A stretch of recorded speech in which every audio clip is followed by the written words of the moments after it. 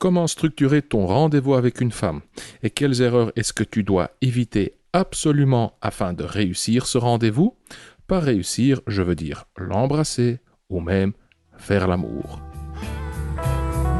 La drague directe, pure et dure, pas de censure. Bienvenue dans le Coach Drague Podcast. Bonsoir mon cher Robbie. Salut Consti, comment vas-tu? Comme tout le monde, je pense, je crève de chaud. Il fait super chaud ici, on a ouvert les fenêtres. Heureusement, il y a eu un orage, donc la température a baissé, je pense, de quelques degrés. Enfin, pas beaucoup, hein, car il fait toujours super chaud. Je m'excuse à l'avance pour les éventuels bruits de fond. Il y a 2 ventilateurs qui tournent. Nous avons ouvert les fenêtres et dehors, il y a des jeunes qui s'amusent, qui font la fête. Ils ont mis la musique et je pense qu'ils profitent du rafraîchissement. Et toi, comment vas-tu? Écoute, je déteste quand les gens répondent chaudement. Je déteste cette expression, donc je veux dire, voilà, il fait un peu chaud, mais tout va bien. Pourquoi tu détestes? Je sais pas, j'ai toujours cette impression, quand il fait chaud, les gens répondent à un appel téléphonique, on dit comment vous allez? Ouf, chaudement, tu vois. Ouais. C'est un truc, je déteste cette expression, donc voilà, il fait chaud effectivement, mais je veux simplement dire que je vais bien, voilà. Robbie, aujourd'hui, nous allons analyser quelques comptes rendus. Nous avons reçu un message de Phil Peinture, un auditeur fidèle qui poste régulièrement des commentaires, qui partage des expériences avec nous, qui nous pose une petite question de temps en temps. Et sous l'épisode 119, intitulé « La question du tempo, comment savoir si tu dois la séduire rapidement ou lentement ?» il a publié un commentaire et ce commentaire contient 3 petits comptes rendus. Très intéressant, je trouve. Donc aujourd'hui, on va un peu changer de format.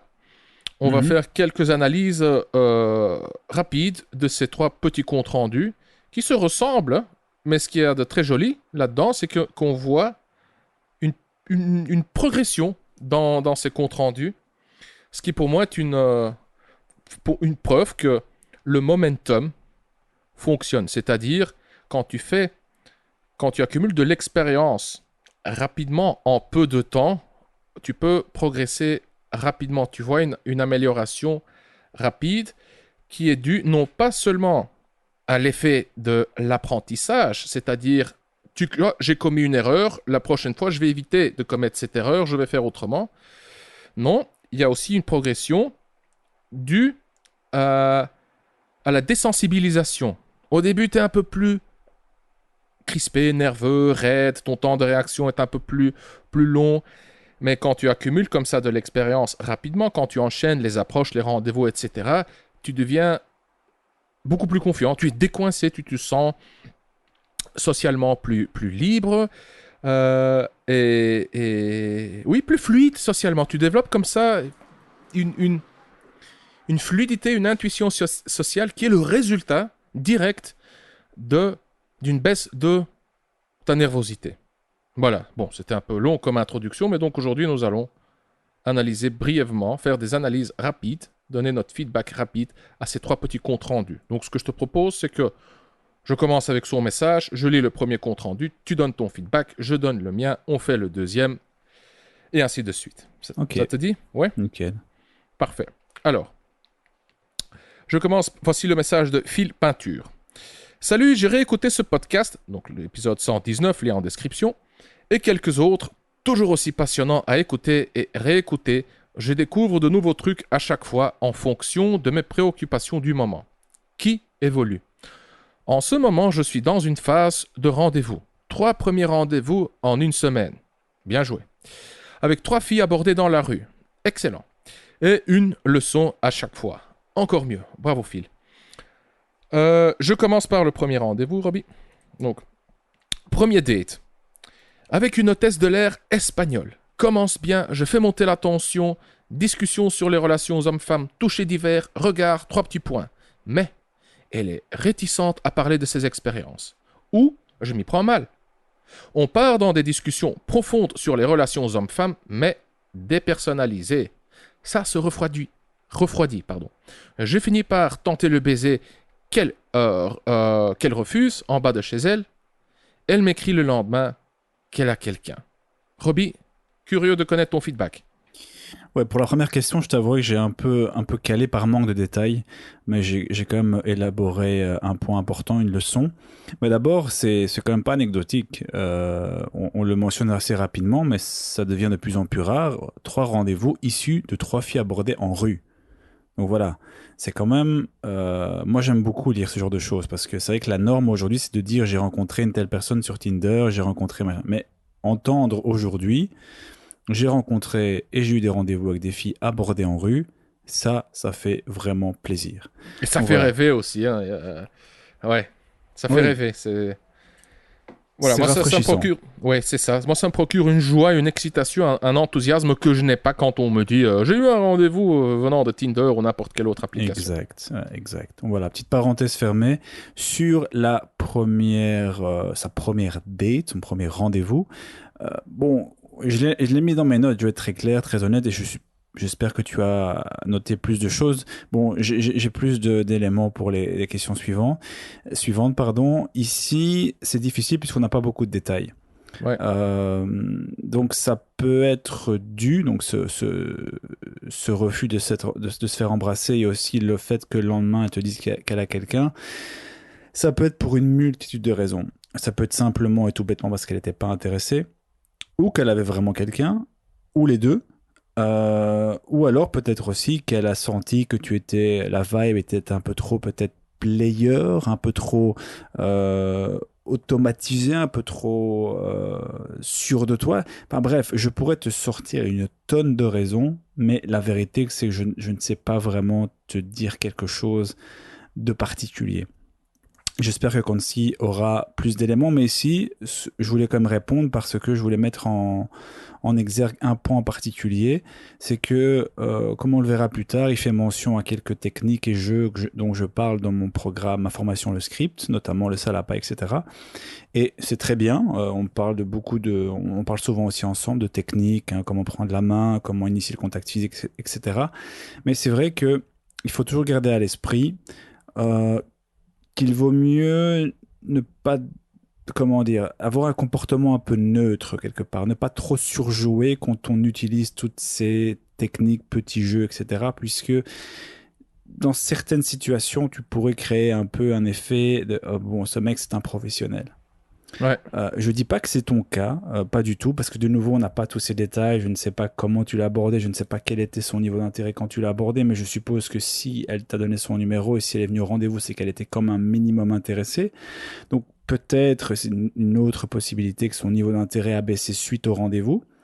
Et une des hypothèses de sa baisse d'intérêt au rendez-vous, c'était plein de facteurs. Un des facteurs peut être aussi qu'elle t'a perçu comme étant un peu trop player, peut-être. C'est une possibilité.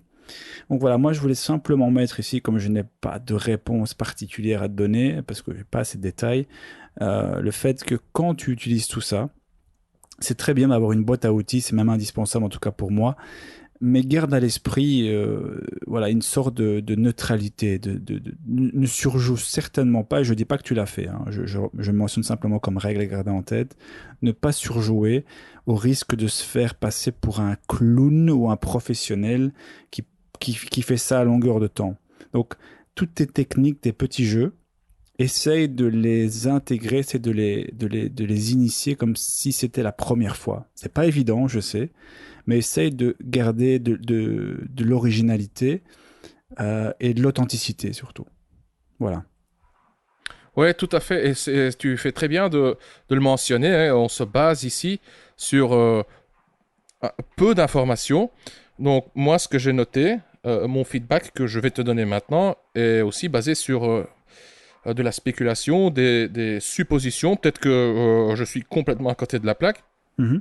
Mais en tout cas, quand je lis ces choses-là, ça évoque un certain feeling, une certaine intuition. Donc, quand nous avons tous, ou en tout cas beaucoup d'entre nous, ont vécu des expériences similaires. Et voilà, nous avons des hypothèses de pourquoi ça n'a pas fonctionné. Hein, voilà. Donc, je me base avant tout sur ces intuitions. Et ces intuitions pourraient, comment dire, elles sont basées sur mes expériences, et peut-être que le décalage entre mes expériences et les tiennes, Phil, est trop importante. Donc voilà, bref. Tout ça pour te dire que peut-être que je serai à côté de la plaque, peut-être que j'interprète fautivement. Ok, tu dis, Phil, ça commence bien, enfin tu dis donc commence bien, virgule, faire monter la tension. Ici, moi, je me dis, aïe, peut-être qu'il a commencé trop vite avec le rapprochement, la tension sexuelle. Donc, si tu essaies de faire monter la tension trop tôt, trop vite, je reviendrai sur ce que ça veut dire, trop tôt et trop vite. Si tu fais ça trop tôt et trop vite, tu risques de déclencher de la résistance, des objections. Tu risques, comme Robbie l'a dit là tantôt, de dégager, donner l'impression du mec, du player, ou du clown, ou du professionnel, ou bien juste du mec affamé. Hein, car tu dis 3 rencarts avec 3 filles abordées dans la rue en une semaine. Là, tu es plus en mode performance. Hein, tu veux juste choper, obtenir des résultats qui deviennent, en quelque sorte, plus importants que la fille en face de toi. Tu veux juste, voilà, scorer, allez, marquer des buts. Et ça, ouais, indépendamment, ça se dit indépendamment, je pense, de la fille. Et donc, ouais, tu peux dégager comme ça la vibe du mec affamé qui veut du cul, qui veut absolument obtenir quelque chose. Le mec qui veut obtenir un résultat. Le mec qui veut prendre. Moi, je dirais ici... Bon, donc, si je ne me trompe pas dans cette interprétation, je dirais commence plutôt par la relaxation, hein, par créer une atmosphère légère et enjouée, car tu as abordé ces filles dans la rue. Si elles viennent au rendez-vous, comme Robbie l'a dit, c'est qu'elles sont un minimum intéressées. Mais au début du rendez-vous, enfin d'autre part, elles sont un minimum intéressées, mais elles ne te connaissent toujours pas. Donc au début, moi, je privilégie toujours, disons, un quart d'heure, 30 minutes, 45 minutes, ça dépend de mon état et de la fille en face de moi. Je privilégie la relaxation. Hein, donc j'essaie de créer une atmosphère légère, enjouée, détendue. Par exemple, tout au début, alors, t'es venu comment? T'as trouvé facilement, c'était pas trop compliqué. Enfin, juste comme ça, des trucs légers, tout bêtes, pour faire baisser le stress initial. Ensuite, tu dis, elle est réticente à parler de ses expériences. Ça, c'est un indice très, très important. Hein. Quand elle est réticente à parler de ses expériences, ça veut dire qu'elle ne te fait pas assez confiance. Qu'est-ce que je veux dire par confiance? Donc, quand une fille te fait confiance, elle pense ou elle sent les choses suivantes. Il défend mes intérêts. Je suis en sécurité avec lui. Il me comprend. Je peux être moi-même sans être jugé. Il respecte mes limites. Je vais l'illustrer à l'aide d'une autre image très connue. Qu'est-ce que je veux dire par confiance? Un enfant qui a besoin d'être rassuré. Il va vers sa maman pour un câlin, pour que la maman le prenne dans ses bras. Et dans les bras de la maman, l'enfant se sent en sécurité. C'est justement de cette confiance dont je te parle. Ça se situe à tous les niveaux, intellectuels, mais surtout émotionnels et physiques. Et toi, Phil, ici, je ressens l'énergie, la vibe du mec plutôt... Enfin, comment dire? T'es plutôt le monsieur dans le parc, tu vois, qui essaye d'appâter l'enfant en lui offrant un bonbon, tu vois. Le monsieur est souriant, il a l'air gentil, mais tu sens qu'il y a un truc qui cloche, qu'il y a un truc derrière, qu'il a un double agenda. C'est l'énergie que je capte. Bon, j'exagère, désolé, je veux pas te traiter de... Hein, tu me comprends, quoi, je vais pas utiliser le mot pour plusieurs raisons. Ensuite, comment instaurer cette confiance? En instaurant au début du rendez-vous une atmosphère légère et enjouée. Et une fois que cette ambiance, cette atmosphère légère et enjouée est installée, une fois que ton niveau de nervosité est complètement dissipé, mais même dans l'autre sens, car ici j'ai l'impression que tu es un peu excité, que c'est que tu veux avancer vite, je veux la choper, je veux scorer absolument, je veux marquer des buts, je veux... Voilà. C'est également une forme d'excitation, de surconfiance.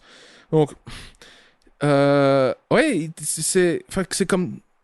Pour moi, l'état idéal, c'est juste c'est une relaxation neutre. Un peu comme quand tu es chez toi, l'après-midi, dans le fauteuil, en train de lire un livre. Voilà, ça, c'est pour moi, au début du rendez-vous, le meilleur état émotionnel. Et une fois que cette relaxation est là, tu instaures de la tension sexuelle, dans cet ordre-là. Et donc, pour instaurer cette confiance, tu as besoin d'un petit peu plus de temps. Voilà. Et également, comment instaurer cette confiance en t'intéressant réellement à la fille, hein, réellement. Pas juste au résultat, au fait de marquer le but, de choper, mais tu t'intéresses réellement à elle. Son passé, son travail, sa famille, ses amis, etc. Et une fois que tu commences par ces sujets de conversation personnels, mais relativement neutres et sûrs, là tu peux graduellement progresser vers des choses de plus en plus intimes. Car là, j'ai l'impression que tu as commencé trop tôt et trop vite, avec aussi des sujets un peu trop personnels, trop intimes, son passé amoureux. Ensuite, tu dis des discussions profondes sur les relations hommes-femmes, mais dépersonnalisées, ça se refroidit. Bon, ici, c'est juste une question que je me pose. Est-ce que tu as essayé de l'impressionner avec tes connaissances en matière de relations, d'amour, de séduction, etc. Si oui, enfin, peut-être, je sais pas, hein, mais en tout cas, tu as très bien décrit le ton de la conversation en qualifiant la conversation, enfin, en utilisant Pardon, tu as très bien décrit le ton de la conversation en le qualifiant de dépersonnalisé. Effectivement, hein, ça s'est refroidi. Tu sens que tu parles de relations, mais c'est factuel, c'est formel, c'est lointain. Ça parle pas de nous. C'est comme si tu récitais de la théorie venant d'un manuel, d'un livre, d'un syllabus. Pire, tu peux avoir la même chose, ce même ton, cette même ambiance en parlant de sexe. Donc, quand c'est factuel, formel, dépersonnalisé, eh ben, comme tu l'as constaté, ça a un effet contre-productif. Ça augmente la distance psychologique et émotionnelle entre toi et la femme. Et voilà quoi. Et c'est juste, tu veux l'effet inverse. Tu veux du rapprochement à tous les niveaux, et physique et émotionnel. Alors, mieux vaut parler dans ce cas de trucs personnels, mais un peu moins intimes, pour justement faire baisser l'anxiété, car c'est un élément, c'est une émotion hyper importante. Hein. L'anxiété, elle joue dans toute interaction. Et quand je dis anxiété, c'est dans le sens large. Ça peut être sous le même parapluie, on peut aussi placer des états, des émotions comme la méfiance, le manque de confiance, la nervosité, etc. Donc, c'est ce que je veux dire par anxiété. Donc, mieux vaut parler de trucs personnels, mais un peu moins intimes. Et ensuite, plus la confiance mutuelle augmente, plus tu peux te rapprocher d'elle au niveau du sujet des conversations, mais aussi physiquement, hein, pour créer de la tension sexuelle. Pour finir, tu as tenté le baiser, de l'embrasser. Très bien. Pour moi, c'est bien que tu as essayé de l'embrasser. Tu l'as fait pour, on va dire, pour le sport, hein, pour l'entraînement. Désolé, ça sonne un peu, un peu mécanique, un peu cru. Mais pour progresser en matière de drague, pour développer cette intuition, ce sixième sens, oui, il faut avoir des échecs. Il faut parfois, au détriment de l'autre, flirter avec les limites. Hein, je veux dire, c'est comme ça qu'on apprend. Malheureusement. Et quelque part, Phil, je pense que tu savais très bien que le baiser que ça n'allait pas marcher, qu'elle n'allait pas t'embrasser en retour. Mais moi, tu as essayé, quitte à ne pas avoir des regrets par la suite. Donc, en résumé, je pense que tu as voulu avancer trop vite. Tu as essayé de forcer les choses. Tu as sauté quelques étapes. Et par-ci, par-là, tu as inversé l'ordre des étapes. Tout de suite commencer par la tension sexuelle. Voilà. Mais sinon, pour le reste, je trouve en fait que tu décris très bien la situation. Et aussi, tu utilises les bons mots, je trouve. Tu as bien identifié ce qui ne va pas, où ça cloche. Donc, je trouve que ton intuition, ton radar, ou plutôt ton diagnostic va dans le bon sens. Voilà, j'ai fini. Mm-hmm. Allez, on continue avec le deuxième rendez-vous ? Allons-y, excellent. Ok, deuxième date. Donc ici, ça c'est le message, c'est la suite du message de Phil. Deuxième date, avec une jeune fille au père ukrainienne. Commence super, elle arrive très sexy, je déroule le game jusqu'au salapa. Il a bien étudié le script, apparemment. Elle rigole tout en exprimant une petite gêne, je lui prends les mains, elle accepte. Et je fais l'erreur, alors que nous étions assis côte à côte à une terrasse de café, ce qui permettait beaucoup de choses, de lui proposer d'aller dîner. Et on finit seul client, en terrasse d'une pizzeria, chacun de part et d'autre d'une table, avec un serveur à proximité qui pouvait nous entendre, ce qui la mettait mal à l'aise. Le truc se refroidit, et lorsqu'on part 1 heure après à l'issue d'une discussion sur ses problèmes d'études et d'avenir, elle n'accepte plus mes touchés et refuse le baiser que je tente tout de même. Parce qu'elle part en Suisse pour 2 mois et que je décide donc de tenter d'aller au bout. Je me reproche l'erreur du resto, mais la logistique était complexe de toute façon. Elle partait le lendemain matin à 6 heures du matin pour 2 mois, était fatiguée avec mal de tête. Je ne saurais jamais si quelque chose était possible. Robbie, je te donne la parole. Curieux de savoir ce que tu vas nous raconter. Pour l'instant, j'aime beaucoup ces choix. Approche en rue, ukrainienne. Bon, pour l'instant, j'ai pas grand-chose à dire. J'aime beaucoup. Très bon choix. Sur la question donc de Phil. Ici, j'ai noté plus d'éléments qui vont certainement parler à Phil parce que s'il a eu le script, s'il a étudié le script, ça va lui parler automatiquement. Mais pour les autres, voilà, même si ça leur parle pas, ça leur permettra d'avoir déjà des précisions sur certains concepts. Bon, déjà un concept et une idée qui revient souvent dans nos podcasts, c'est l'importance du choix de l'endroit. Bon voilà. Ici, Phil a fait son propre diagnostic correctement encore une fois. Effectivement, un endroit qui n'est pas adapté peut vraiment s'avérer fatal carrément. C'est l'horreur quoi. Ça peut s'avérer fatal et à la limite, si l'endroit est nul, autant que ça soit le premier endroit et qu'en plan B, tu as un autre endroit. Mais ici, c'était l'inverse. C'était visiblement un bel endroit en première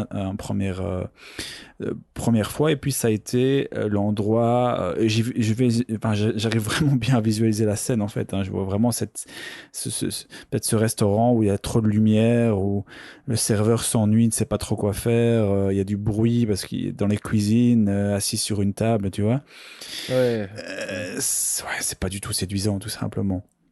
Donc, bon, après, il le dit lui-même, c'est certainement une erreur et certainement ça a joué dans la dynamique. Donc, première chose, l'importance du choix de l'endroit. Toujours avoir une liste d'endroits qui répondent à des critères standards comme étant l'intimité, la lumière tamisée, la possibilité d'être de proximité physique, une musique pas trop forte mais pas non plus trop douce pour éviter que les gens autour puissent entendre. Bref, des critères standards, mais très importants pour créer une bonne atmosphère. Ensuite, deuxième chose, ce que mentionne Phil, et ce que je mentionne aussi dans le script, c'est que je dis que selon moi, de mon expérience de nouveau, plus il y a d'obstacles logistiques, par exemple, le logement se trouve loin, ou la fille n'a pas de logement, ou tu n'as pas de logement, ou la fille doit se lever tôt pour aller travailler, ou ici dans son cas, avec l'Ukrainienne, elle devait partir le lendemain à 6 heures du matin pour un voyage de 2 mois. Plus ces obstacles sont présents, et plus ils sont importants, plus, selon moi, il faut qu'il y ait vraiment une tension forte, du désir fort entre vous, pour que ces obstacles en fait ne pèsent plus grand chose à la fin. C'est un peu ce que j'appelle surfer sur la vague du désir. Et ici, clairement, en changeant d'endroit, cette vague s'est un peu aplatie avec le resto éclairé, la pizzeria éclairée, je vais l'appeler comme ça. Donc ça, c'est très important à garder en tête. C'est que si vraiment la logistique est très mauvaise, c'est très difficile de se dire ok, je peux y arriver simplement. Allez, imaginons qu'elle travaille le lendemain à 6 heures du matin, qu'il est déjà 23 heures, qu'elle est un peu fatiguée, qu'elle a un peu mal à la tête, etc. Même si tu surfes sur la vague du désir, c'est pas certain que ça fonctionne. Mais c'est encore moins certain que ça fonctionne si tu n'arrives pas à entretenir cette tension, ce désir, et que finalement il monte tellement fort qu'elle ne résiste plus et que tous ces obstacles passent en arrière-plan.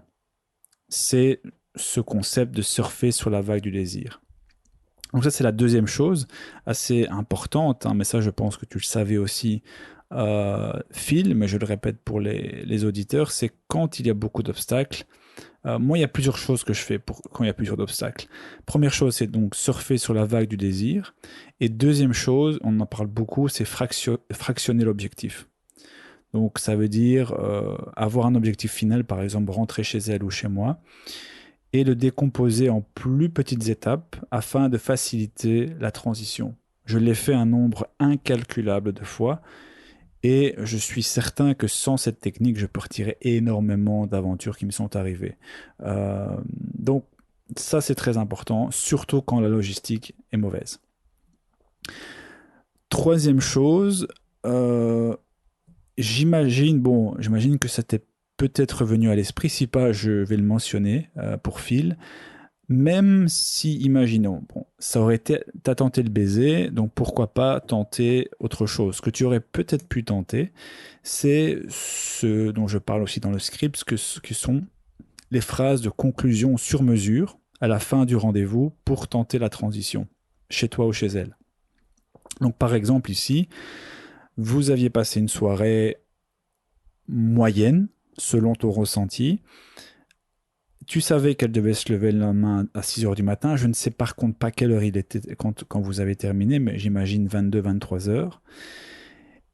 Elle était fatiguée, et bon voilà. Qu'est-ce que tu aurais pu essayer en plus? Je ne dis pas que ça aurait fonctionné. Moi, ce que j'aurais tenté, c'est quelque chose comme, tu sais, je ne sais pas son nom, appelons-la Irina, un prénom très connu ukrainien. Tu sais, Irina, je sais que tu dois te lever demain très tôt, à 6 heures du matin, mais j'aimerais vraiment qu'on prolonge ce moment avec un dernier verre, car on ne se verra probablement pas pendant 2 mois. Bon, je sais que tu dois te lever, mais de nouveau, c'est à 5 minutes d'ici, on boit un dernier verre, et dès que tu es fatigué, tu me le dis, j'appelle un taxi, et tu peux rentrer chez toi.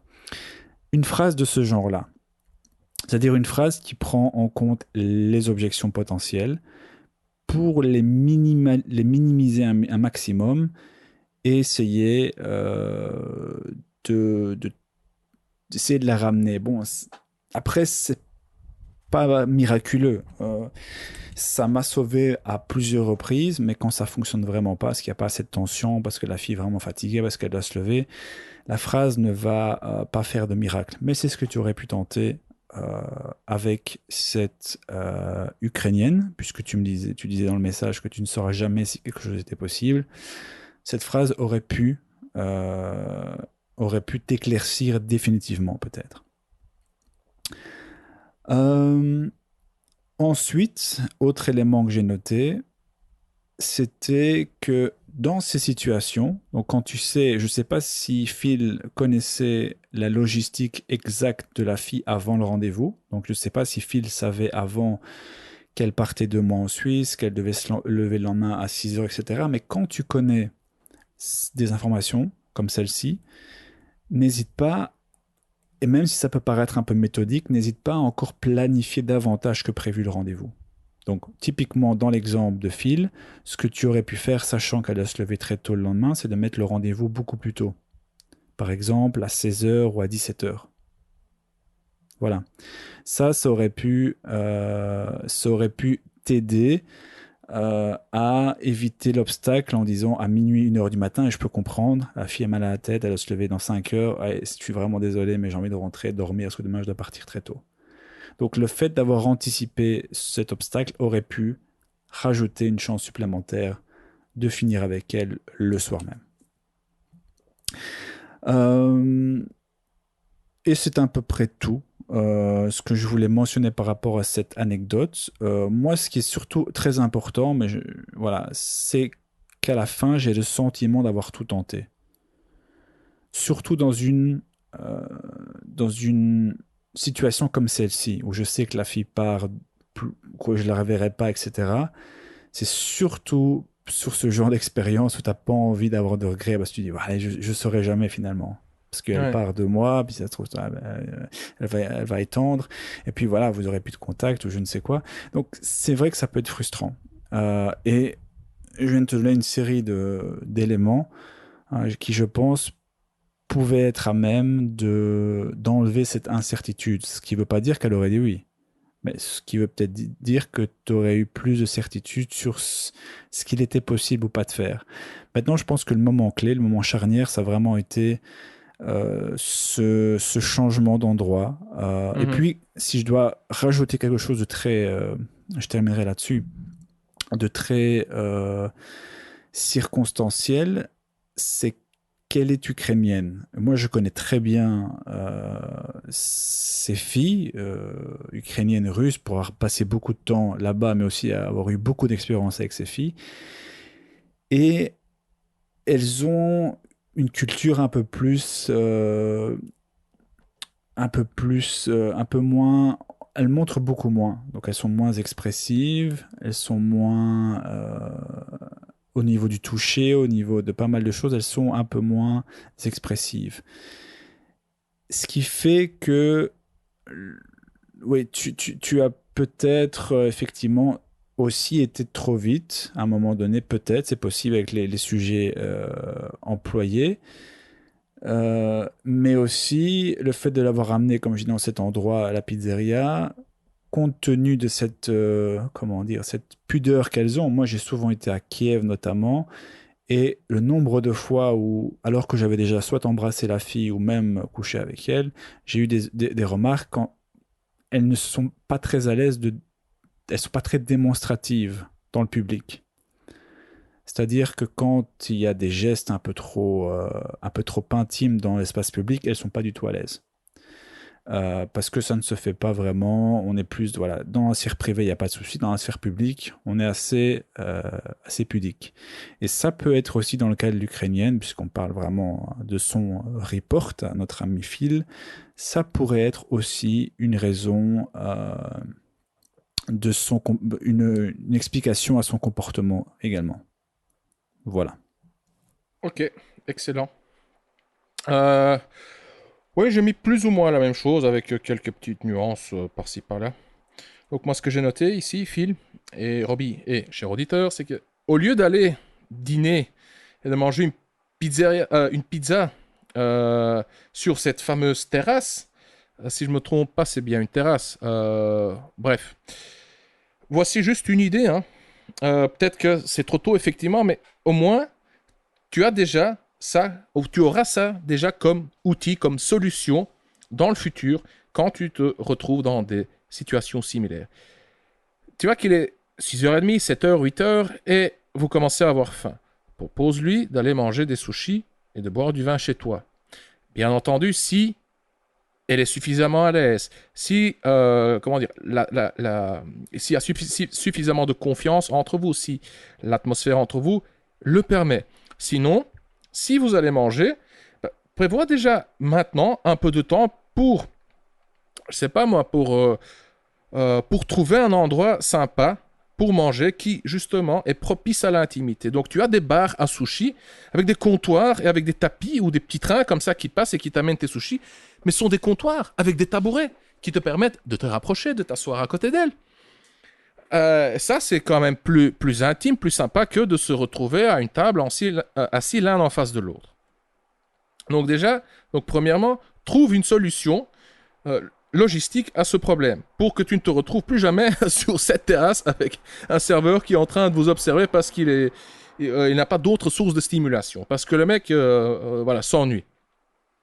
Ou bien, si la situation le permet, si la fenêtre de tir est ouverte, s'il y a suffisamment de tension sexuelle entre vous et si elle ne crève pas la dalle, hein, dis-lui, viens, je connais un endroit hyper sympa, et boum. Ouais, tu prends un gros risque, hein, et tu la prends par le bras, elle te dit, ah, on va où? Tu dis, ah, je connais un endroit hyper sympa, viens, tu vas adorer. Et vous montez dans un taxi et tu vas directement à l'hôtel de passe. Un hôtel de. Enfin, où vous savez louer des chambres pour 1 heure ou 2 heures. Voilà, bon. Pourquoi ici? Parce que je suppose que tu as suffisamment d'infos que c'est ta seule opportunité. Et voilà, que tu vas très très probablement ne plus jamais la revoir, puisqu'elle retourne. Qu'est-ce que tu avais mis chez elle ou quoi? Enfin, elle part pour 2 mois. Et voilà, vous arrivez à l'hôtel de passe, mais tu fais en sorte qu'elle se. Donc tu guides avec fermeté, bienveillance et une attitude chaleureuse. Et tu lui laisses aussi constamment, du début à la fin, l'espace pour qu'elle puisse dire non et pour qu'elle puisse juste, oui, dire non, dire stop et partir. Donc même quand tu montes dans la chambre et tu montes avant elle, tu entres dans la chambre avant elle, tu laisses la porte ouverte pour qu'elle entre derrière toi, pour que, voilà, pour qu'elle voilà, tu dois pas t'interposer entre elle et l'issue de secours. Et ça, c'est pour qu'elle se sente à l'aise, quoi, du début à la fin. Voilà. Ensuite, comme Robbie l'a dit, quand ça va si vite, tu dois saisir la fenêtre de tir. Robbie, toi, tu l'as appelé, tu nommes ça surfer sur la vague de désir. Enfin, moi ici, j'ai juste noté saisir la fenêtre de tir. La tension sexuelle est présente. La tension sexuelle est un état émotionnel intense, mais éphémère. Et c'est pendant cette fenêtre de tir que tu dois appuyer sur la gâchette. Parce qu'après, quand ça refroidit, et il lui reste encore moins de temps qu'au début du rendez-vous, les contraintes logistiques vont prendre encore plus le dessus. Là, elle va se dire, non, je dois me coucher tôt, me lever tôt, faire ma valise, partir XY, machin. Ouais, et là, 9 fois sur 10, c'est mort, quoi. De nouveau, Phil, je trouve que tu as très bien analysé la situation. Encore une bonne chose, tu as osé, tu as pris le risque. Bon, petit astérisque, hein, quand tu accumules comme ça les échecs, ça pourrait avoir un effet négatif, hein, éventuellement. Éventuellement, ça dépend de comment tu réagis, comment tu interprètes tes échecs. Mais donc, quand tu accumules comme ça les rendez-vous, on va appeler ça ratés. Quand tu accumules les râteaux, ça pourrait diminuer ta confiance en toi. Voilà. Mais voilà, d'autre part, grâce à ces expériences, tu progresses. Hein, tu développes l'intuition du dragueur, tu développes ce sixième sens. Tu sauras, lors de tes prochains rendez-vous, un peu mieux. Voilà, si c'est encore trop tôt si c'est trop tôt pour l'embrasser, si tu as attendu trop longtemps. Enfin, voilà. Grâce à ces expériences, tu développes tes compétences sociales, tu développes tes compétences en matière de drague, tu développes ton intuition sociale avec les femmes et tu deviendras, je l'espère, plus efficace lors de tes rendez-vous. Maintenant, qu'est-ce qu'il faut retenir de cette expérience? Améliore ta logistique. Voilà. Pour différents scénarios, tu dois avoir des solutions logistiques. Hein, par exemple, avoir une adresse fixe, avoir dans plusieurs villes. Moi, ici en Belgique, maintenant, je me suis un peu calmé avec le coronavirus et j'ai plusieurs relations en même temps. Ça prend beaucoup de temps, tout ça, maintenant. Donc, c'est temporaire. Hein. Chez moi, c'est cyclique. Mais pour, disons, chaque ville majeure où je drague, j'ai des adresses sauvegardées dans mon Evernote avec des liens directs vers le numéro de téléphone, vers Google Maps, tout, des hôtels de passe. Pour que, hop, j'ai toujours un endroit où conclure, quoi, où coucher, où être intime. Et quand je dis améliore ta logistique, quand je parle de solutions logistiques, tu dois penser non pas seulement en termes d'avoir des adresses, mais, comme Robbie l'a dit, c'est plus un processus et les lieux de conclusion, c'est juste la dernière étape du processus. Donc, par exemple, au début de mon petit feedback ici sur ce deuxième compte rendu, je t'ai parlé des sushis. Eh bien, tu peux appeler ça le script ou le processus des sushis. Tu sens que, il y a peu de temps, je suis près de chez moi, nous avons faim, l'ambiance est favorable, c'est le moment de proposer, de dérouler le script des sushis. Donc, tu dois avoir un plan prêt à être mis en œuvre dès que les conditions le requièrent. Ouais, voilà. Très bon, tout à fait. Ouais. Voilà, j'ai fini. Non, mais ça c'est excellent, effectivement. Ça aurait pu être une très bonne transition. Voilà, ici je connais pas grand chose. Alors je connais seulement une pizzeria. Et là, tu aurais pu lui dire écoute, c'est une pizzeria, il n'y a pas un chat, on va se faire chier. Il y a trop de lumière, c'est pas terrible en plus. Donc je te propose, c'est qu'on aille prendre des sushis et qu'on aille les manger chez moi. Donc faire aussi une phrase de conclusion sur mesure avec cette hypothèse quand, et comme Consti l'a dit, quand la situation, quand tous les éléments sont présents. Ouais, c'est ça. Ça parce que, je veux dire, tu peux avoir un bon game, hein, un très bon jeu de séduction, tu peux avoir tu peux être très fluide verbalement, tu peux avoir une intelligence émotionnelle très élevée, mais quand ton sens de l'organisation est foireux, oh là là, quand ta logistique n'est pas en ordre, oh, tu l'as constaté, tu fais un mauvais choix, et ce mauvais choix gâche tout. Tout. Tu as eu un rendez-vous fantastique, et bam, tu te retrouves dans un environnement qui casse l'ambiance, et c'est mort. C'est mort. Et les filles ne pensent pas rationnellement. Enfin, je veux dire, oui, elles peuvent penser rationnellement, mais dans ce cas, concrètement, elles ne vont pas se dire « Oh là là là là, la tension sexuelle était palpable, le pauvre, il a fait un mauvais choix, il n'avait pas bien organisé sa logistique, je lui pardonne. » Non, rien de tout ça. Elles sentent que les émotions diminuent, descendent, l'ambiance n'est plus là, la tension n'est plus là, et là, hop, il y a toutes les excuses et les objections qui vont se manifester dans son esprit, et va même les exprimer. Désolé, je suis fatigué, je le sens pas, blablabla, bla, bla, j'ai un petit ami, j'ai plein de boulot. Voilà. On passe au dernier compte rendu, la troisième, ou le troisième date. Un date, hein, un rendez-vous, un date, ouais. Donc, troisième date. Avec une bombe black super lookée. Je capitalise sur les 2 dates précédents. M'organise pour qu'on s'installe sur un canapé. Et plus tard, côte à côte, dans un parc. Je déroule tout le game en sexualisant plus qu'avec la précédente. La fait parler d'elle malgré les réserves que je sens parfois. Elle me dit qu'elle est croyante, et verbalise même une fois qu'elle n'est pas ma petite amie pour me parler de ces sujets. Elle réagit très bien, je la sens intéressée. Après le salapa, elle est sans doute un peu gênée et me dit qu'il est tard. Je lui dis que je vais rester me balader dans le quartier. Et finalement, lorsqu'on sort, elle reste avec moi. Ding, ding, ding, ding. Bingo. Et on embraye sur une balade. On embraye ou on embraye? Comment est-ce qu'on prononce ça? On embraye, ouais. Ok. Sur une balade qui finit main dans la main. Elle me regarde avec les yeux brillants, mais refuse le baiser malgré 2 ou 3 tentatives espacées. Je reste non réactif aux 2 ou 3 refus. Elle termine en me prenant dans ses bras. On se quitte et je me dis que j'ai pas trop mal joué et qu'elle n'était pas prête à aller plus loin sur un premier rendez-vous. Elle m'envoie aussitôt un SMS avec des baisers. Robbie, je t'écoute. Écoute, premièrement, c'est que c'est un truc je l'ai noté, c'est quelque chose dont on parle pas beaucoup, mais moi qui ai quand même vu du paysage, je remarque vraiment des différences. C'est-à-dire qu'il y a quand même une part de culturel qui joue un rôle dans le dating.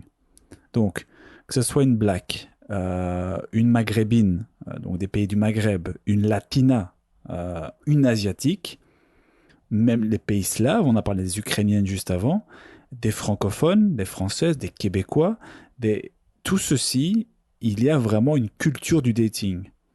Il y a des petites différences. Et si on parle de nouveau de mon expérience, j'ai pas mal bourlingué, beaucoup voyagé, beaucoup expérimenté les nationalités.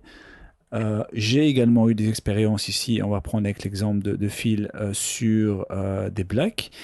Et c'est vrai qu'il y a quelque chose de plus, oui, un peu plus, pas toujours, mais un peu plus religieux, etc. Donc, c'est intéressant de garder ça en tête sans que ça influe, comment dire, sans que ça change ton jeu de séduction complètement. Je dis souvent, ça serait complètement contredire ma règle.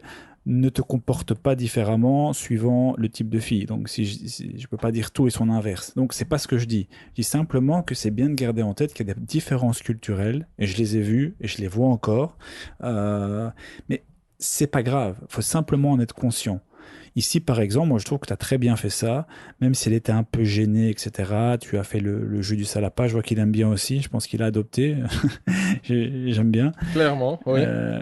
Il n'y a pas de problème à partir du moment qu'elles sont un peu gênées, qu'elles gloussent, c'est tout à fait normal. Ça, et même si elle veut pas trop s'y attarder parce qu'elle a pas trop envie de parler de ses expériences sexuelles passées ou etc., il faut pas trop insister. D'ailleurs, c'est ce que j'écris dans le script. C'est une invitation. Si tu sens qu'à un moment donné, elle cale et qu'elle n'est pas forcément à l'aise, tu passes d'une question à une autre et c'est pas grave, tu n'es pas là pour faire le lourd, etc. Mais donc, c'est ça que je voulais mentionner dans un premier temps. Parfois, il y a du culturel qui s'invite dans le dating. Rien de fondamentalement dramatique, mais des choses qu'il faut prendre en considération. À ce sujet-là, je voulais le mentionner aussi, de nouveau, c'est un truc dont on ne parle pas souvent.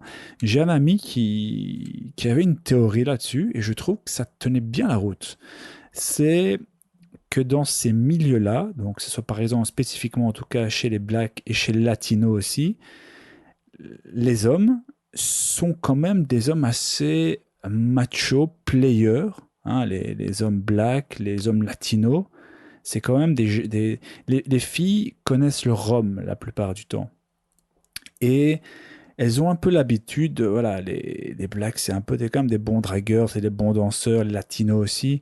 Euh, et c'est vrai que quand elles sont un peu plus expérimentées, elles ont aussi tendance peut-être à reconnaître facilement ce type de personnes. Et donc, bon, je dis, certaines en tout cas veulent plutôt s'en détacher, veulent plutôt aller vers un mec qui renvoie moins ces signaux.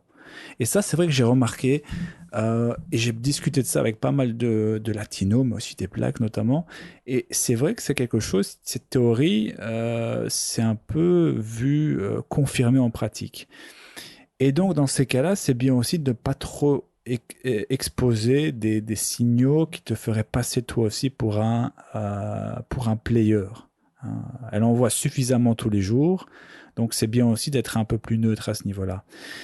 Et dans le cadre, pour l'exemple de cette fille, je trouve que c'est ce qu'elle a pu peut-être te montrer ou comment elle a pu réagir, c'était aussi peut-être, voilà, elle te montrait simplement ses limites à un moment donné. D'ailleurs, tu l'as très bien dit, peut-être qu'elle était simplement pas prête à aller plus loin pour un premier rendez-vous. Et pour moi, c'est pas un problème, et j'accepte volontiers que c'est possible dans la mesure où le reste de ces signes d'intérêt sont positifs.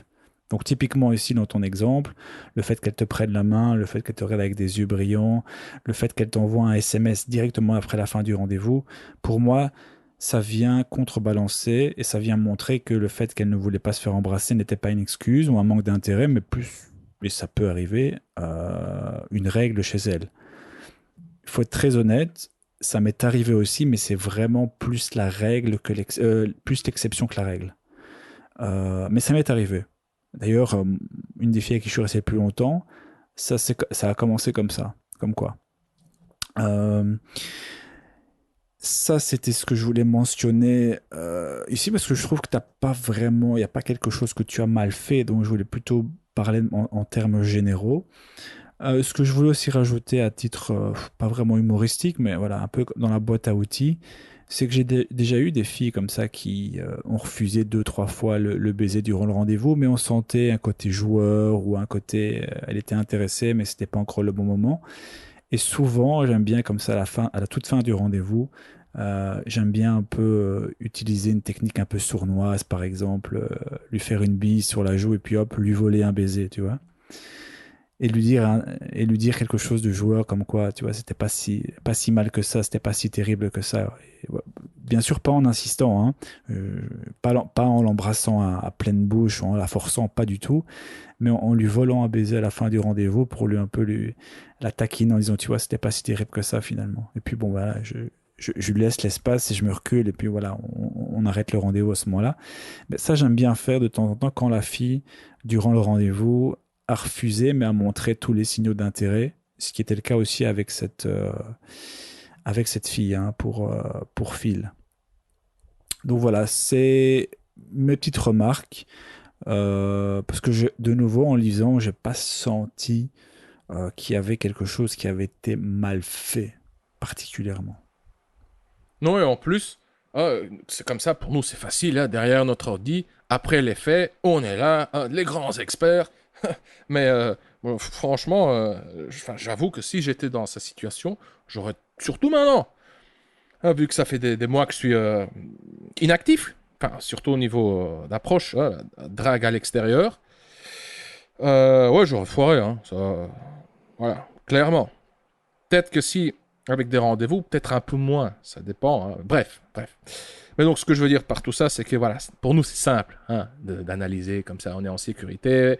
Par la suite, on est tous des experts, mais il y a une grande différence entre le diagnostic, la théorie et la pratique. Au moment même où tu dois réagir sur tes instincts, tes intuitions, il faut faire des choix rapidement, des choix qui peuvent avoir un impact sur l'issue du rendez-vous. Mhm. Bref, donc, moi j'ai noté quelques petits points rapides, c'est assez court. Le premier point, elle a refusé son baiser malgré les 2 ou 3 tentatives espacées. Ouais, moi ça m'est plus arrivé depuis des années parce que j'opère différemment. Hein. Mais je me souviens, pendant des années aussi, j'avais cette notion qu'il fallait essayer. Et puis selon son niveau de résistance, de relaxation, il fallait réessayer un peu plus tard.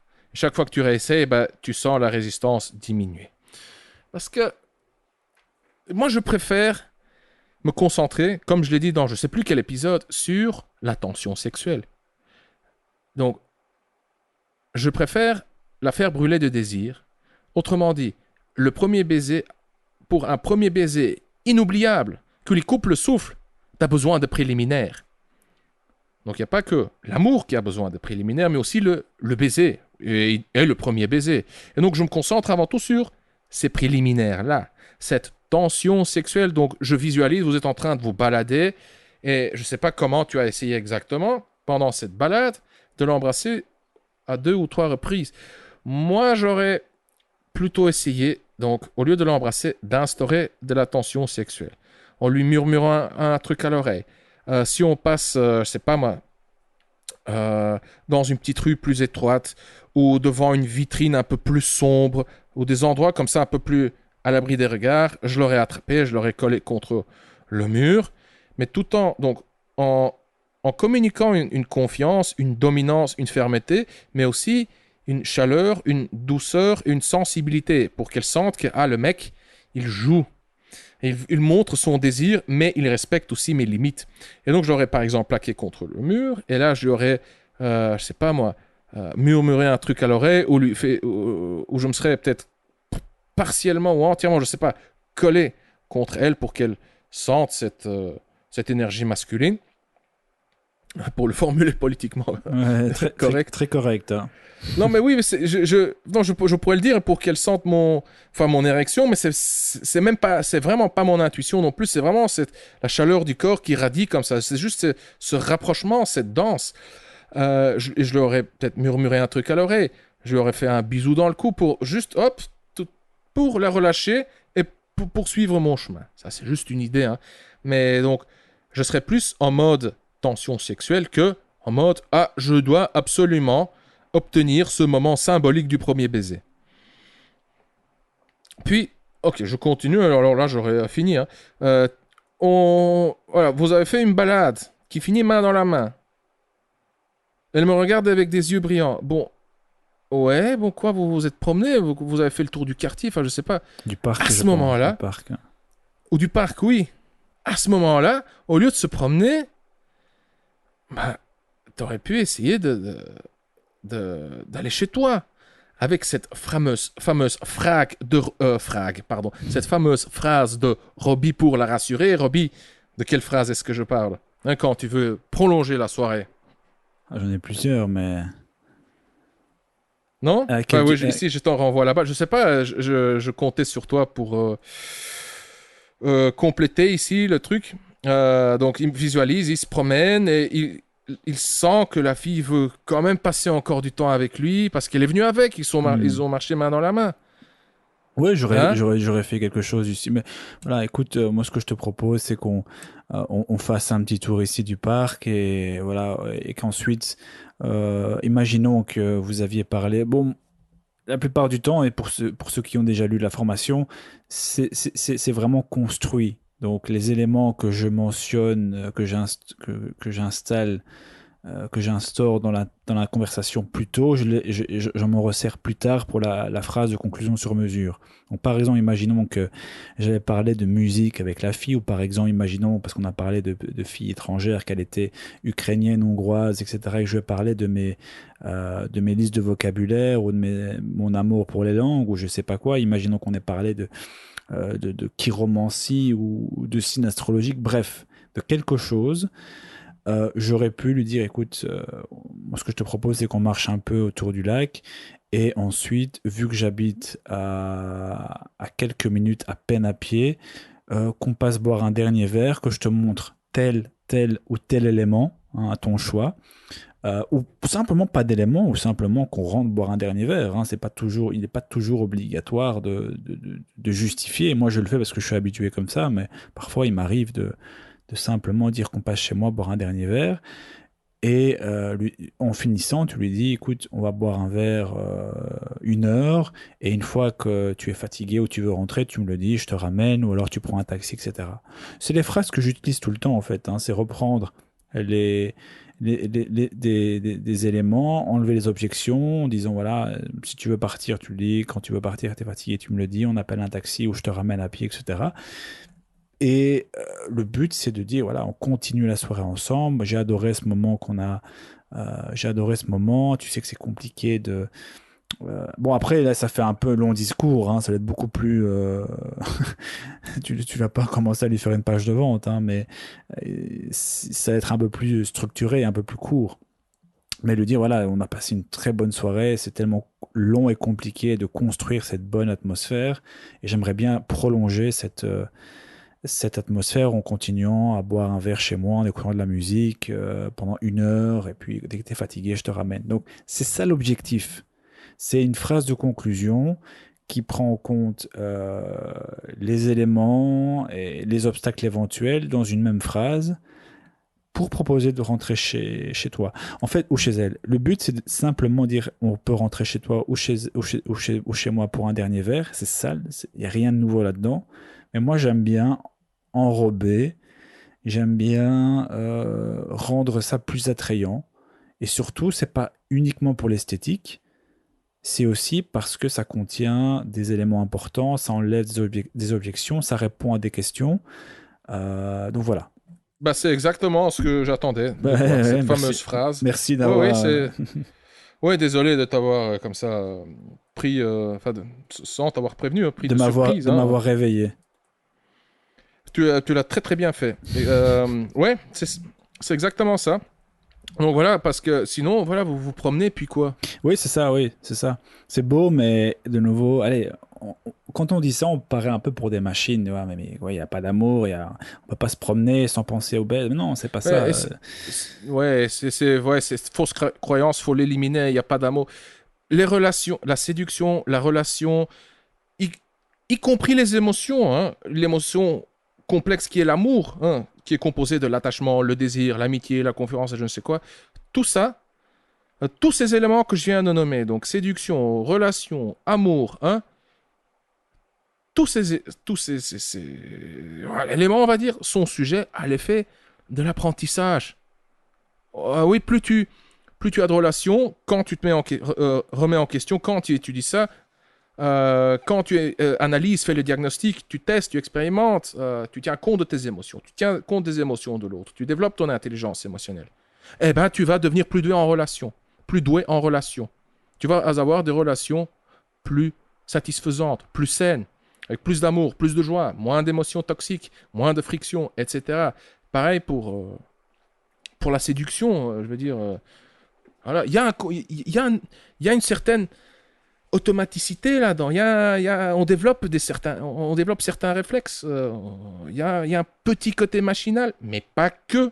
Il y a les émotions, il y a le côté humain. Bien entendu, c'est ce qui fait toute la beauté Bien sûr. de l'art. Voilà. Mais bon, dans le cas de Phil, c'était évident il voulait conclure. Donc voilà, sa question va dans ce sens-là. Pas de mal, hein, oui, bien sûr. Il n'y a aucun oui. mal à ça. Et donc voilà, c'est dans ce sens-là qu'on répond à la question. Et Voilà. c'est vrai que se balader dans le parc, main dans la main, il n'y a pas de mal du tout. Mais sa question implicite, c'était qu'est-ce que j'aurais pu faire de mieux pour essayer d'optimiser ce moment. Maintenant, le fait qu'elle n'ait pas voulu se faire embrasser, etc., qu'elle a pas mal insisté sur le côté religieux, etc., c'était pour moi des indices où j'aurais peut-être économisé une cartouche. Voilà. Ouais. Pour ne pas paraître pour le mec affamé, surtout que si elle reste là, en plus elle envoie des petits cœurs après. Bon, voilà. Je pense, de nouveau, il n'y a pas de mal. Ce sont des possibilités, ça doit le sentir aussi. J'ai pas tous les détails, mais c'est vrai que si la fille me parle de son côté croyant, qu'elle est un peu gênée, etc., et qu'elle a du mal avec le baiser, je sais pas si je proposerais, si j'économiserais pas une cartouche. Maintenant, je dis ça, mais je pourrais faire Ouais. complètement l'opposé, hein. Donc, Ouais. ça dépend. Parce que moi, je le sens un peu autrement. Parce que ici, tiens, elle est sans doute un peu gênée et me dit qu'il est tard. Donc là, tu sens un peu le moment arriver de se dire au revoir. Tu vois? Mhm. Tu sens la température un peu descendre. Tu sens qu'on arrive un peu voilà, à la fin du rendez-vous. Hein, et donc, il y a ces signes déjà de au revoir qui commencent à être envoyés dans les deux sens. Mhm. Et puis il dit, oui, je vais rester me balader. Donc, ouais, il dit, ouais, moi, je vais rester me balader dans le quartier. Et finalement, lorsqu'on sort, elle reste avec lui. Donc, elle veut rester, apparemment, encore un petit peu. Mhm. Bon, ici, on ne sait pas. Est-ce que c'est parce qu'elle a peur je ne sais pas de quel quartier elle parle. Hein. Est-ce qu'elle a peur de rentrer toute seule? Est-ce que c'est un quartier dangereux, un quartier à risque? Ou pas? Ou est-ce qu'elle reste vraiment parce qu'elle veut rester avec lui? Ah bon, Hein? après, elle a pris sa main, voilà. Oui, Bon, oui, oui, voilà. ouais. Pour moi, ce sont des indices. Tu vois, ah, on sent le fin du rendez-vous arriver. Ah ben non, elle reste.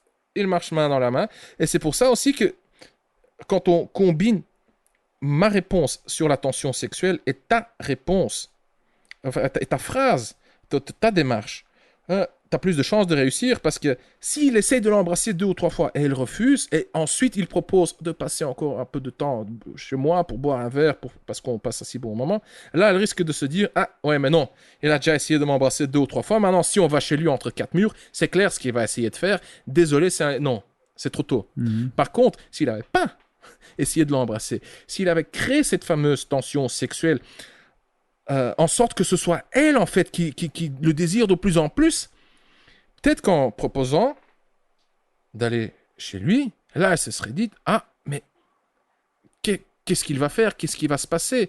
Et en plus, quand tu crées cette tension sexuelle de cette manière-là, avec le rapprochement, l'éloignement, sans vraiment essayer de l'embrasser, ça communique, ou ça sous-communique, ça communique donc implicitement que tu sais te contenir, plutôt te maintenir, tu sais garder ton sang-froid, que tu sais respecter ses limites. Mhm. Donc, je pense que si tu avais misé un petit peu plus sur la tension sexuelle, si tu n'avais pas essayé de l'embrasser, si tu avais proposé d'aller chez toi, que tu aurais, je sais pas, une chance ou quelques chances supplémentaires. Purement hypothétique de nouveau, hein, on fait que spéculer. Hein. Et même si la fille avait eu des doutes sur ses attentions, enfin pas de doutes, mais au contraire de la crainte parce qu'il avait essayé de l'embrasser, et Phil Oui, doit savoir de quoi je parle puisqu'il a lu le script, rien n'empêche d'utiliser ce que j'appelle la confrontation directe. C'est-à-dire que si tu sens la ouais, fille hésitante, magnifique. moi j'adore simplement appeler un chat une chatte, hein, j'adore cette expression remaniée, remasterisée, en disant écoute, qu'est-ce qui te fait peur exactement? C'est qu'en allant chez moi, tu te sens obligé ou tu penses qu'on va avoir du sexe. Si c'est le cas, euh, c'est évident que comme tu me plais, c'est évident que je vais essayer, mais en même temps, si tu n'as vraiment pas envie, que tu veux simplement qu'on passe 1 heure ensemble à écouter de la musique et boire un dernier verre, j'accepterai ça aussi. Et le simple fait de libeller la crainte, pour moi, ça m'a aidé à de multiples reprises. Parce que ce qui est parfois bloquant, c'est le non-dit, c'est l'implicite, c'est ce qu'elle est en train de se Ouais. croire, c'est ce qu'elle est en train de se faire comme film. Il a essayé de m'embrasser, il a été un peu player, il m'a fait ça, maintenant il veut me ramener chez lui. Rien ne t'empêche à un moment non plus donné, si tu sens vraiment qu'il y a une sorte de crainte, de lui mettre un label dessus, hein, de le libeller. Et voilà, écoute, si on va chez moi, ne crois pas, bien sûr, j'aurais envie parce que tu me plais beaucoup, je trouve sexy, etc. Mais si tu as uniquement envie qu'on boive un verre et qu'on écoute de la musique, il n'y aura aucun souci. J'adorerais encore passer cette heure avec toi. Et c'est sincère, c'est pas. Ça Ouais. sonne vraiment comme des techniques à chaque fois, mais non, c'est sincère. Moi, personnellement, si une fille ne veut pas, et qu'elle se sent pas à l'aise ou quoi que ce soit, je dis, écoute, il n'y a pas de souci, on est là, on boit un verre et on écoute de la musique. Et quand elle veut partir, eh bien, elle part, je la ramène ou on appelle un taxi, bref, on s'arrange. Et ça, franchement, ça crée vraiment un climat de confiance de premier ordre, vraiment. Parce Et, que je finirai là-dessus, parce que pour les prochains rendez-vous, elle se dira, oui, il a respecté sa parole. ouais, Euh, il m'a dit que si je me sentais vraiment pas à l'aise, eh bien, on reste. Ben, il a accepté et il a tenu parole. Et ça vaut de l'or pour les futurs rendez-vous. exactement. Et bon, enfin, je le répète quand même, hein, mais et bien entendu, tu respectes ses limites. Bien entendu, c'est évident, mais je dis quand même car d'une part, il y a des mecs qui, euh, qui ne le font pas, hein, qui sont vraiment égoïstes, hein, et qui ont une vision comme ça, je sais pas, mécanique, mais purement mécanique des relations hommes-femmes, et qui déshumanisent trop les femmes, qui les voient un peu comme des robots. Voilà. Genre, je fais ceci, j'ai dit cela, je l'ai touché, j'ai utilisé la phrase, ça n'a pas marché, pourquoi, qu'est-ce qui va pas? Ouais, parce que t'as affaire à un humain, imbécile. Bah ouais. Bref. Ouais, nous sommes arrivés à la fin. Il y a encore une petite phrase dans le message de Phil. Donc je termine juste son message. Voilà mes expériences du moment, enrichies par vos podcasts et bien sûr par le script signé Phil Peinture. Phil, merci pour ton message. Je vais conclure avec ici quelques mots. Pour moi donc, Phil, bravo. C'est comme ça qu'on progresse en matière de drague. Ici, de nouveau, on a beau à te donner du feedback et à te corriger. Je te garantis que si moi je sors maintenant, bah, les premières sorties, bah, voilà, je commettrai les mêmes erreurs que toi, voire pire, hein, vraiment des erreurs de débutant, parce que tu sais, les compétences en matière de drague, quand tu les développes, hein, c'est un peu entre les compétences purement intellectuelles et les compétences purement motoriques. Si tu apprends à faire du vélo, tu sais faire du vélo le restant de ta vie. Pareil pour la natation, pareil pour c'est pas moi, le jonglage et plein d'autres trucs purement motoriques. Si tu apprends, je sais pas moi, une théorie, hein, un truc conceptuel, un truc abstrait, si tu ne l'entretiens pas, dans la semaine, tu l'oublies. Tu as oublié. Tu retiens peut-être un ou deux mots-clés. Mais la drague, c'est plutôt une compétence, c'est un ensemble de compétences émotionnelles. Ça se situe entre les deux. Tu apprends, et puis la base reste, cette intuition, cette fluidité, on va dire, reste, tu rouilles un petit peu, puis quand tu recommences, ça revient. Voilà, donc après les faits, et derrière son ordi, c'est facile de donner des conseils et de corriger, mais pour moi, tu fais un très très bon boulot. Ah, bien sûr. 3 approches, 3 rendez-vous. Un peu, si j'ai bien compris, puisqu'il dit que j'avais un peu tilté là-dessus, puisqu'il disait je capitalise sur les 2 premiers rendez-vous. Est-ce qu'il a mis les rendez-vous à la chaîne? Ouais, je pense, oui, c'est ça. Donc c'est, enfin, moi, en tout cas, c'est comme ça que j'ai interprété. Hein. Au début du podcast, j'ai parlé du momentum qu'on développe comme ça quand on accumule de l'expérience rapidement. Donc je pense qu'il a surfé sur l'énergie, les émotions, l'expérience des deux rendez-vous précédents. C'est excellent, hein. Et ça, c'est aussi une règle, voilà, à garder aussi en tête, d'avoir toujours peut-être 2 plans. Comme ça, si une des deux annule, ben, t'as toujours un plan. Si les deux annulent, bien sûr, tu n'as plus de plan. Mais surtout, tu peux capitaliser, je reprends le mot hein, qui a été bien utilisé, tu peux capitaliser sur le rendez-vous d'avant qui va te servir de tremplin émotionnel pour le rendez-vous après. Donc tu pourrais même être stratégique, et moi je le fais aussi, c'est de dire ok, je vais d'abord mettre celle qui me plaît un peu moins au tout début et mettre celle qui me plaît énormément après. Comme ça tu sais que celle d'avant va te servir à chauffer tes muscles sociaux, à devenir bien, à être à l'aise tout simplement. Et la deuxième va profiter de ton énergie positive. Ouais. La première, pour remplir ton réservoir d'émotions positives. Ouais, tout à fait. Très bien. Excellent conseil, Robbie. Robbie, Phil a mentionné à plusieurs reprises le script. Et le fameux jeu, le salapa. Et sûrement d'autres éléments venant du script. Parlons un peu de ce script. Surtout que, ici, il parle de drague de rue, et de rendez-vous. Alors, le script, Robbie, c'est ta formation que toi tu as créée. C'est je ne sais pas combien d'années, 15 ans d'expérience en matière de drague, condensée en une formation. La promesse du script est quoi dire, comment le dire pour aborder une femme, développer la conversation, prendre le numéro, ou plutôt les infos, hein, donc, pour savoir garder le contact. Donc prendre le numéro, le Facebook, l'Instagram, ou n'importe quoi. Ensuite, comment communiquer à distance, que ce soit par messagerie, hein, WhatsApp ou via le numéro de téléphone. Enfin, maintenant, on n'envoie plus des MS maintenant. Hein, c'est WhatsApp ou sur Instagram, des messages directs, des messages privés. Donc, je recommence. Quoi dire, comment le dire pour aborder une femme, développer la conversation, prendre ses infos, communiquer à distance. Donc tout ce qui est messagerie.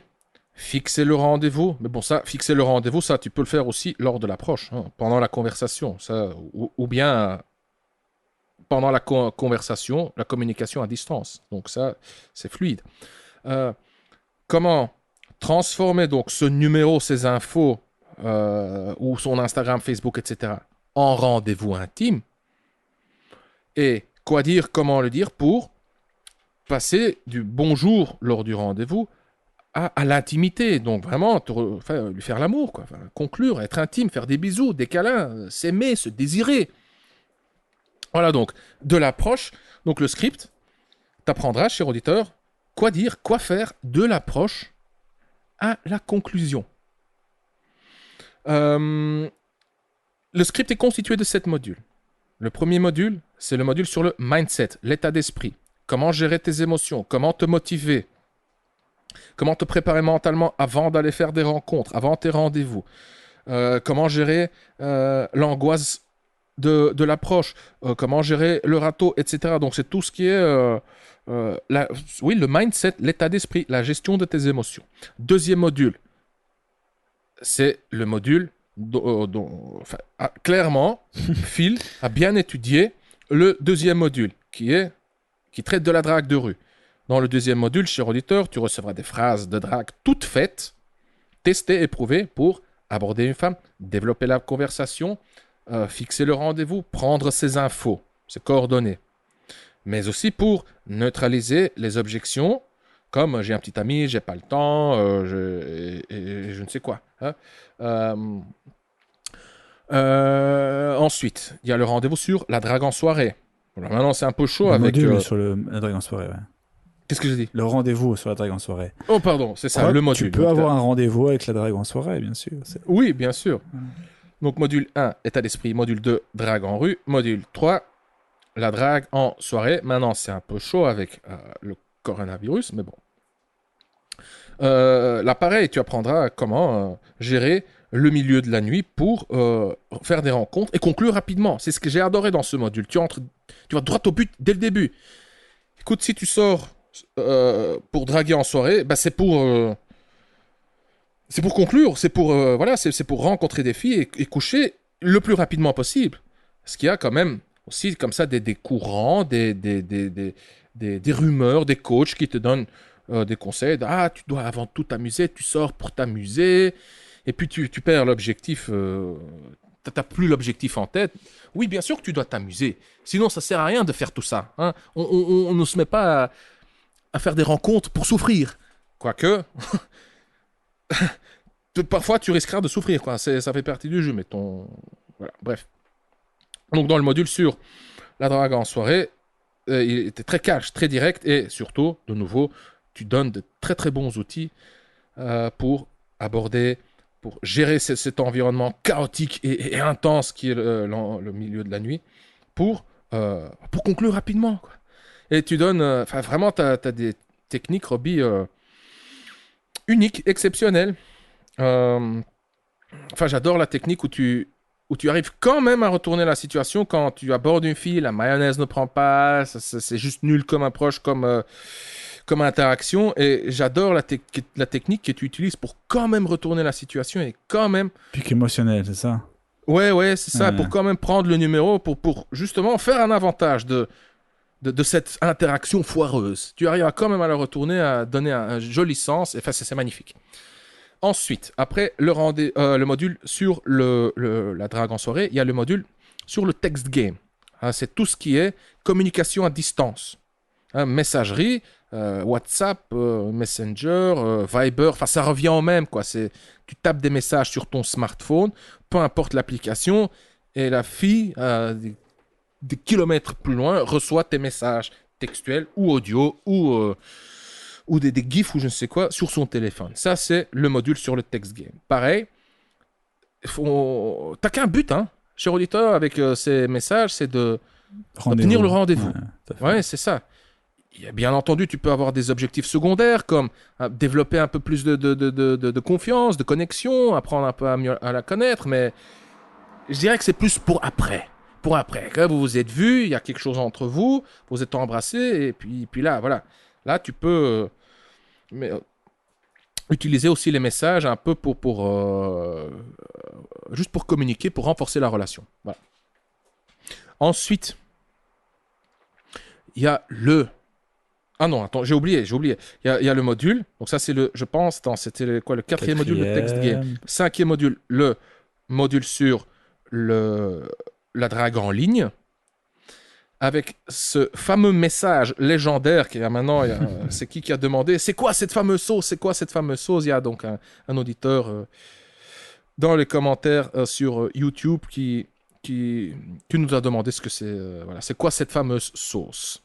Donc la sauce, c'est un message hyper long, c'est vraiment une tartine gigantesque qui a comme but de vendre le rendez-vous. Donc ça peut être utile dans plusieurs cas de figure, et un des cas de figure, c'est quand la fille n'est pas du tout réceptive, pas du tout réactive, elle répond avec un smiley, avec un lol, avec un mort de rire, un ha ha ha, avec des oui et des non, et tu dis, je suis en train de creuser mon trou, cette fille n'est juste pas suffisamment intéressée, je lui envoie des messages, elle ne mord pas à l'hameçon, j'essaie d'être original, je ne fais que m'enfoncer.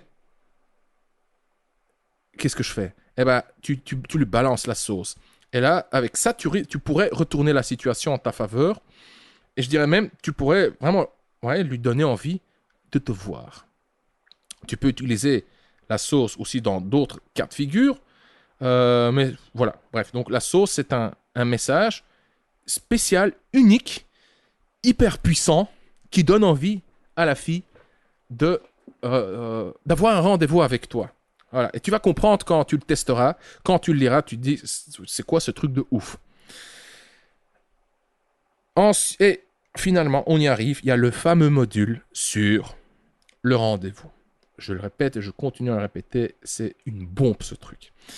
C'est ingénieux, c'est fluide, voilà, pour moi, tu es le Kasparov de la drague. Quelque part, c'est pas honnête, quoi. La fille arrive au rendez-vous, mine de rien, on va passer un bon moment, on va s'amuser, on va se détendre, je vais voir un peu qui j'ai en face de moi. Mais oui, quand tu disposes des connaissances se trouvant dans le script et plus précisément dans le module sur le rendez-vous, c'est un peu comme si la fille était un joueur d'échecs débutant, hein, voilà, qui connaît rien à la théorie d'échecs, qui sait juste comment les pièces bougent, mais pour le reste rien. Et là, tu as Kasparov qui sait calculer 7 coups à l'avance, qui connaît, enfin voilà, qui a tellement d'expérience que pour lui l'échec c'est devenu juste un truc un peu, enfin c'est intuitif, il ne doit même plus réfléchir. Donc dans le module sur le rendez-vous, cher auditeur, tu sauras quoi dire, comment le dire pour passer du bonjour à l'intimité, et ça de manière fluide, élégante. Sans devoir te poser la question, est-ce que je l'embrasse ou pas? Mon Dieu, non, non, je sais pas quoi faire, je dois tenter le tout pour le tout. Rien de tout ça. Tu connaîtras son niveau d'intérêt. Tu sauras comment passer, comment transiter fluidement d'une étape à l'autre, quoi. Comment instaurer de l'intimité et comment lui donner envie juste d'être intime avec toi. Dans tous les modules, tu reçois des phrases de drague, des techniques de drague toutes faites, efficaces, c'est-à-dire qui ont un objectif. Par exemple, dans le module sur la drague en rue, un des objectifs, c'est de faire une bonne première impression, d'aborder une fille et d'avoir une bonne réaction. Tu as d'autres phrases qui ont comme but de développer la conversation. Tu as d'autres phrases qui ont comme but de rendre la prise de ses coordonnées fluides, de lui donner envie qu'elle donne ses coordonnées. Tu as comme ça plein de phrases et de techniques dans le module. Sur le rendez-vous, par exemple, tu as des phrases pour instaurer de l'intimité, de la tension sexuelle, du rapprochement, pour qu'elle te fasse plus confiance, pour passer du rendez-vous à chez toi, quoi, d'aller chez toi directement. Des phrases de conclusion, on va appeler ça comme ça. Voilà. Et il y a aussi un dernier module qui s'intitule le puzzle complété, où tous les éléments des modules précédents sont combinés, sont intégrés voilà, c'est en guise de répétition pour améliorer l'apprentissage et la rétention aussi. Ouais, c'est ça. Et donc dans le 7e module, donc intitulé le puzzle complété, tu intègres tous les éléments des modules précédents dans des histoires, des comptes rendus. Donc tu auras des comptes rendus d'histoires qui ont réussi pour que tu vois comment ça marche, et des comptes rendus d'histoires qui ont foiré pour que tu vois, si tu oublies un élément par-ci par-là, ou si tu l'utilises fautivement, tu foires. Voilà, il y a donc aussi 3 bonus, un audio sur la drague à l'étranger, un audio avec des analyses de compte rendu supplémentaires pour apprendre encore plus, et un module où tu reçois une réponse à ta question, une réponse privée.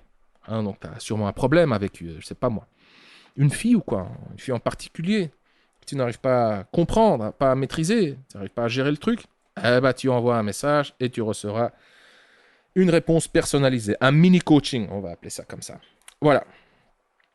Waouh, Roby, c'était un long épisode. Ouais, c'était un long épisode qui m'a semblé plus court que certains, mais en fait qui s'est révélé, et je le vois en face, assez long, effectivement. Ouais.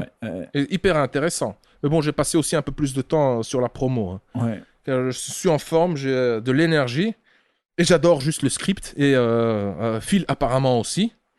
Et donc aussi en guise de remerciement, parce qu'il nous écoute, il participe dans les commentaires. Il pose des questions pertinentes. Voilà. Ouais, ça fait vraiment plaisir, et franchement, qui n'hésite pas à reposter des expériences. Que moi, j'aime beaucoup lire, parce que parfois, tu perds un peu le contact avec. Tu crées quelque chose, et puis ça, c'est un peu dans la nature, dans la jungle, quelque part, et t'aimes bien avoir un feedback qui te. Où tu vois qu'il y a des gens qui le lisent et qui le mettent en pratique, ça c'est une chose, et qui reçoivent des résultats, et ça c'est très très très intéressant pour moi, et très motivant surtout. Donc n'hésitez pas, si vous avez des anecdotes issues de votre pratique après la formation, le script, à les poster. Ou juste suite au podcast, pareil. Suite au podcast, pareil, parce que ça fait vraiment plaisir de voir que des gens ont des résultats avec ça. Voilà. Ouais. Yes. Ok, Roby, on se fait la bise. Yes. Avec le masque, bien entendu, et tout en respectant la distanciation sociale. Cher auditeur, on se fait la bise. Je te remercie pour ton attention. Et on se revoit dans le prochain épisode. On s'entend très vite. Salut. Yes. Bye bye. Voilà, cher auditeur, nous sommes arrivés à la fin de cet épisode. Si toi aussi tu souhaites obtenir une solution à ton problème ou une réponse à ta question, alors je t'invite à décrire ton problème ou à poser ta question en laissant un commentaire sur YouTube en dessous de n'importe quel épisode du Kojrak Podcast. Et si tu ne l'as pas encore fait, alors abonne-toi au Kojrak Podcast. Tu peux t'abonner sur YouTube, Spotify, SoundCloud, Apple Podcast ou via l'application que tu utilises pour écouter ce podcast. Et si tu as aimé cet épisode du Kojrak Podcast et si tu souhaites me remercier ou me donner un coup de pouce, voici ce que tu peux faire. Si tu m'écoutes sur YouTube, alors tu peux laisser un pouce bleu.